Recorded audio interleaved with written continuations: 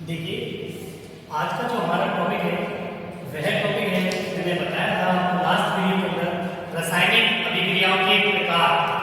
रासायनिक अभिक्रियाओं के जो प्रकार है, जिसके अंदर मैंने आपको दो प्रकार पढ़ा चुका था और आज हम तीसरा प्रकार पढ़ेंगे। रासायनिक अभिक्रियाओं का जो आपका प्रकार है वह प्रकार है वियोजन अभिक्रिया। कौन सा प्रकार है? पहला तीसरा आपका वियोजन अभिक्रिया।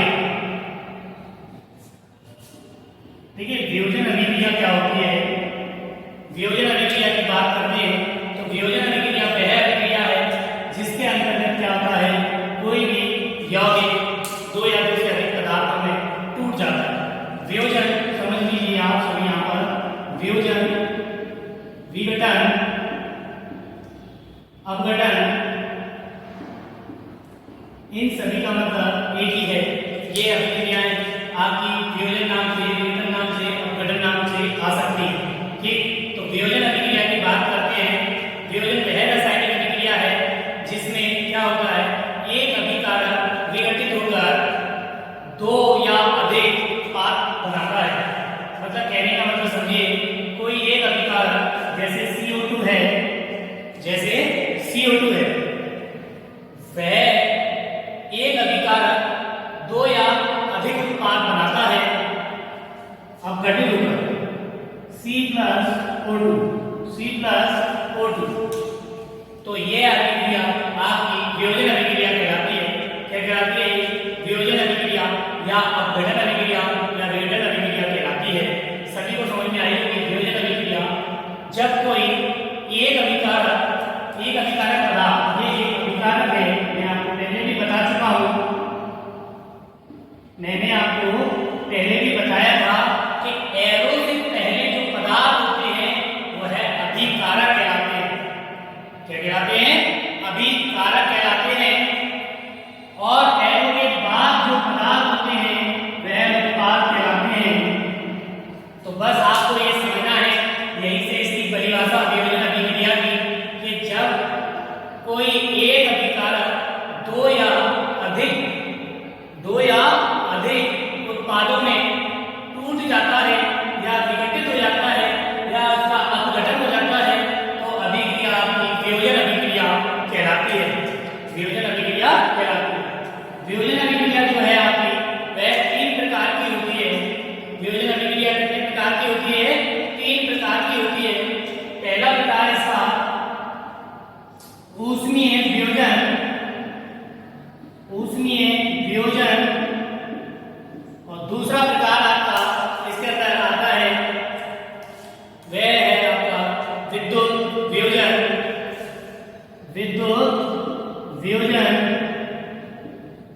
और तीसरा प्रकार जो आपका आता है वह तीसरा प्रकार है इसका प्रकाश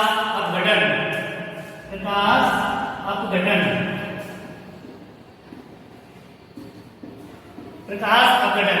तो आप सभी को समझ में आ रहा होगा कि यहाँ पर बताया गया कि वियोजन अभिक्रियाएं जो है वो तीन प्रकार की होती है, जिसमें पहला प्रकार इसका ऊष्मीय वियोजन और दूसरा विद्युत वियोजन और तीसरा आपका प्रकाश अपघटन।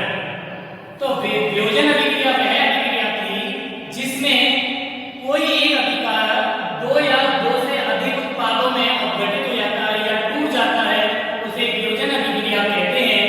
ऐसे ही आपकी ऊष्मीय वियोजन की जब बात करेंगे तो ऊष्मीय वियोजन वह अभिक्रिया है जिसके अंदर कोई एक अभिकारक ऊष्मा देने पर दो या दो से अधिक पदार्थों में टूट जाता है। अब ऊष्मा की बात आ गई। किसकी बात आ गई? ऊष्मा की। जब कोई एक अभिकारक ऊष्मा देने पर, देने का मतलब है कोई एक अभिकारक है और उसको ऊष्मा दी जाए और वह दो या दो से अधिक उत्पादों में टूट जाए, तो वह कहलाती क्या है? आपकी ऊष्मीय वियोजन अभिक्रिया कहलाती है। इसका एग्जाम्पल भी देख लेते हैं। इसका एग्जाम्पल है CaCO3 एरो, CaCO3 एरो आपका कैल्शियम कार्बोनेट है। क्या है? कैल्शियम कार्बोनेट,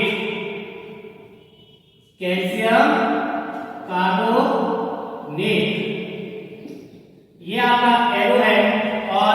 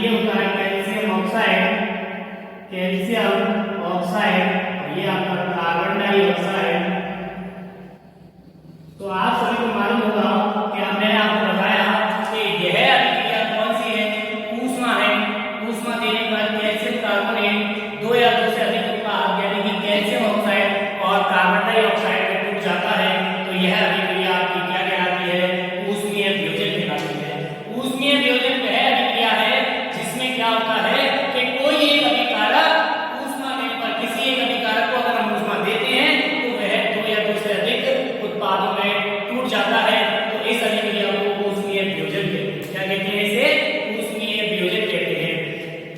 विद्युत वियोजन की बात आती है, इसको हम दूसरे नाम से भी जानते हैं, जल अपघटन। इसके नाम से भी जल अपघटन, जल अपघटन। तो विद्युत वियोजन, अब जब ऊष्मीय वियोजन की बात आई तो ऊष्मा दी, विद्युत वियोजन की बात आई तो विद्युत धारा देनी पड़ेगी। क्या देनी पड़ेगी? विद्युत ऊर्जा या विद्युत धारा।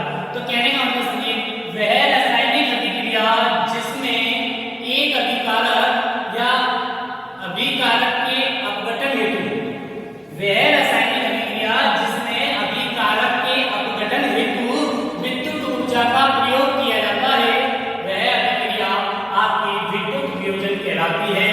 वह रासायनिक अभिक्रिया जिसमें एक अभिकारक हेतु विद्युत ऊर्जा का प्रयोग किया जाता है, विद्युत वियोजन अभिक्रिया कहलाती है या विद्युत अपघटन। ठीक, तो देखते हैं इसका एग्जांपल आपको यहां पर दिया हुआ है।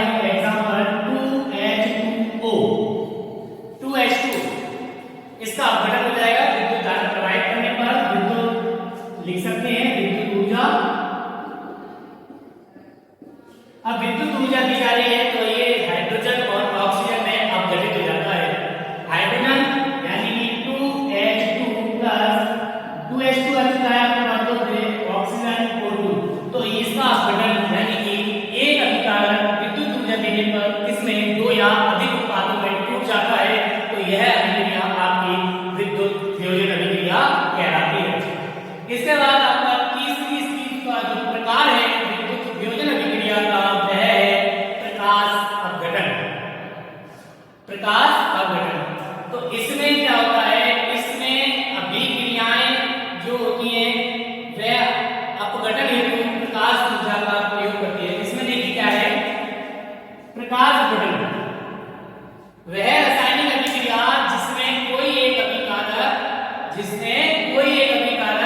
अपघटन हेतु प्रकाश ऊर्जा का प्रयोग करता है। इसका प्रकाश ऊर्जा का प्रयोग करता है, वह अभिक्रिया आपकी प्रकाश अपघटन कहलाती है।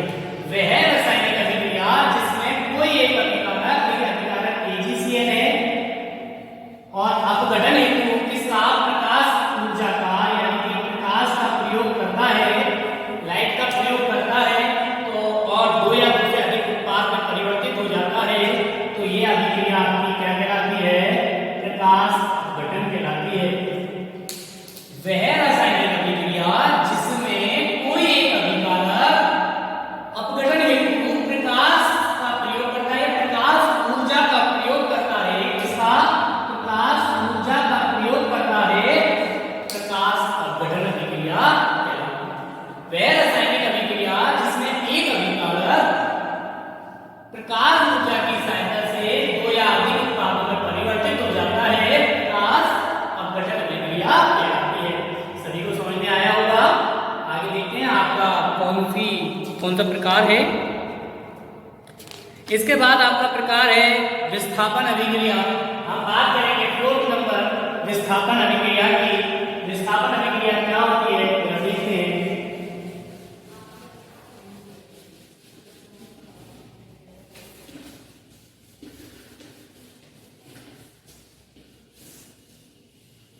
विस्थापन अभिक्रिया की आप बात कर रहे हैं, 4th नंबर है विस्थापन अभिक्रिया।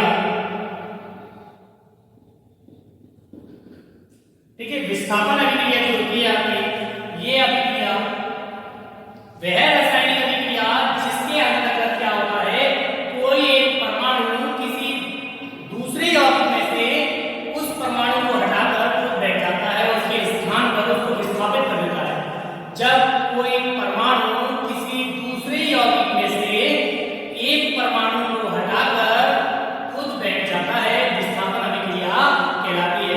या फिर हम कह सकते हैं जब कोई एक परमाणु किसी दूसरे परमाणु को विस्थापित कर देता है, विस्थापन अभिक्रिया कहलाती है। क्या कहलाती है? विस्थापन अभिक्रिया कहलाती है। जैसे आप देख सकते हैं विस्थापन अभिक्रिया,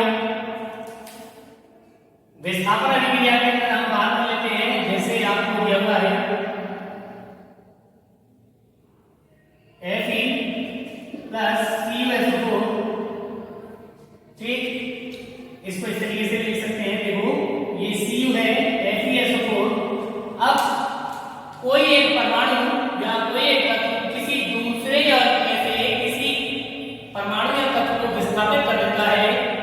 विस्थापित मतलब हटा देता है और खुद उसका स्थान ग्रहण कर लेता है। तो इस प्रकार की अभिक्रिया विस्थापन अभिक्रिया कहलाती है। जैसे देखते हैं इसने इसको हटाया तो आपका बना CuSO4 और Fe। तो आप समझ जाइए इसको हम कहते हैं इसको विस्थापन अभिक्रिया। क्या कहते हैं इसको? विस्थापन अभिक्रिया कहते हैं। ये विस्थापन अभिक्रिया का उदाहरण है आपका यहाँ पर विस्थापन अभिक्रिया आपको समझाई जा रही है। ये अभिक्रिया जो है ये कॉमन रूप धारण करती है। ये अभिक्रिया जो होती है आपकी सतृतीय श्रेणी द्वारा क्या हो जाती है? गलत हो जाती है। हम इस रिएक्शन को इस तरीके से लिखते हैं CuSO4 एरो FeSO4 Cu। ये अभिक्रिया आपकी राइट है। ये अभिक्रिया गलत हो जाती है क्योंकि आपकी सतृतीय श्रेणी के अनुसार कोई भी धातु अपने से नीचे वाली धातु के लवण के विलयन से उसको विस्थापित करती है, ना कि ऊपर वाली धातु। बात समझिएगा। मैं आपको जब तीसरा चैप्टर पढ़ाऊंगा उसके अंदर सतृतीय श्रेणी पढ़ाऊंगा तब आपको ये समझ में आएगा। तो यहाँ पर एक डेफिनेशन हमारी विस्थापन अभिक्रिया की चल रही है तो हम इसको समझेंगे।